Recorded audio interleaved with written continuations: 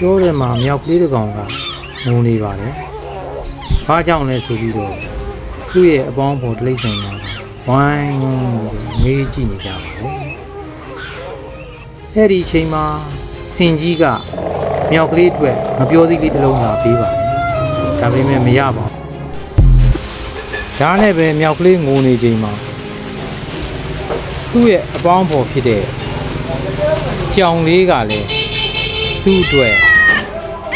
မကြော်လေးလာပေးရှာပါတယ်။ဒါပေမဲ့သူမကြိုက်ဘူးလို့ထင်ပါတယ်။ဆက်၍ငိုနေပါတယ်။တော့သူ့ရဲ့ပေါင်းသင်းဖြစ်တဲ့စိတ်မာလေးကလည်းပန်းသီးလေးတစ်လုံးလာကျွေးပါတယ်။မရပါဘူး။ဟောဝက်ကလေးကလည်းသူ့အတွက်စပြေးသီးမှဲ့မယ်လေးလာပေးပါတယ်။သူမကြိုက်ပါဘူး။သူငိုရတဲ့အကြောင်းရင်းကသူ့အမေမရှိလို့ပါ။အခုတော့တိလိုက်ကြပါပြီအားလုံး။သူ့အမေရဲ့ငွေထဲမှာမြောက်ကလေးကပျော်ရွှင်စွာနေထိုင်သွားပါတော့တယ်